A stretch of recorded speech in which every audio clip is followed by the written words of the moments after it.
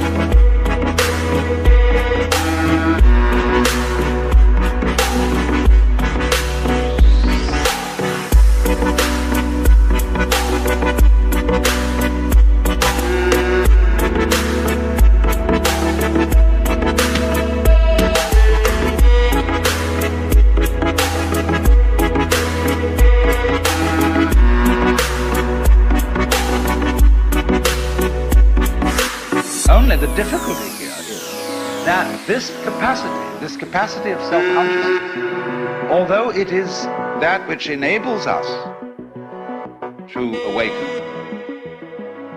is also capable of getting us into perfectly frightful messes. Into all kinds of what must be called feedback snarls, where you know that you know. You can think about thinking, and the moment you can think about thinking, you can think whether your thinking was right or not. Did it come off? Did I do the right thinking? Then you start to worry. Then you start to worry about the kind of thinking you are doing about thinking. And so builds up our peculiar human anxiety. When these creatures that are not self-conscious behave, they behave spontaneously. They just go zoom, zowie, and do what they have to do. And so if it doesn't work, they die. But they don't worry about it in advance. That's that. Magnificent, you see. And human beings have a faint memory, kind of archaic, sort of collective unconscious Jungian style feeling that there was a time when we didn't have to worry, when we could never be neurotic. And most great deal of religion, you see, is an attempt to regain the golden age.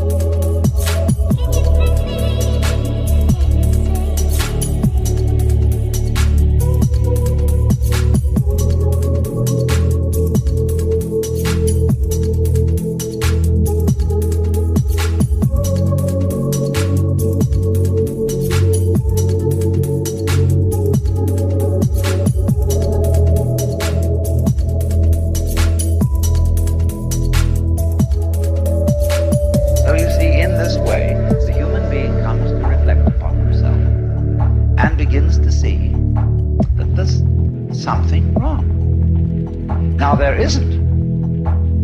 But it's right that he should feel that something is wrong, because it is through this that his capacity for self-knowledge and self-consciousness develops. So you see, there is the sense that somehow or other at some time there was a fall, a point at which we became unnatural. There's a great deal of worry going on about this now because of the rise of the computer, that a new form of intelligence, you see, is coming to the world.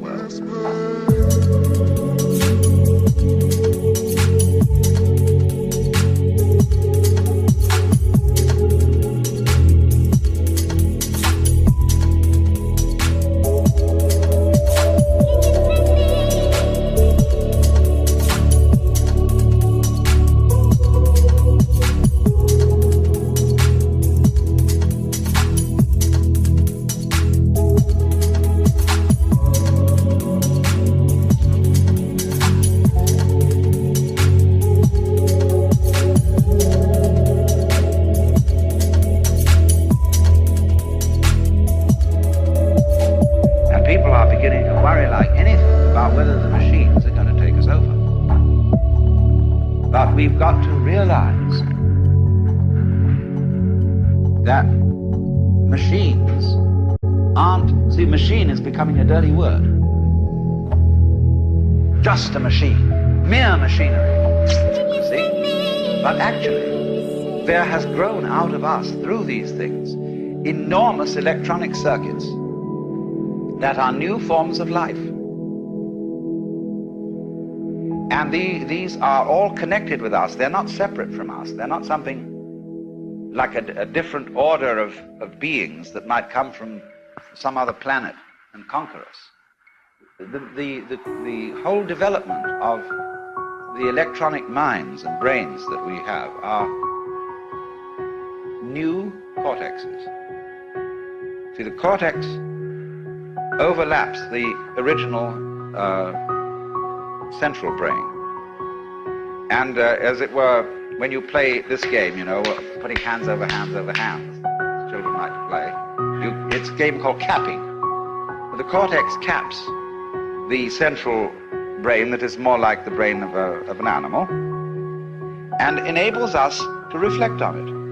Now, all this machinery that we are making is an extension of our brain and is a new kind of life.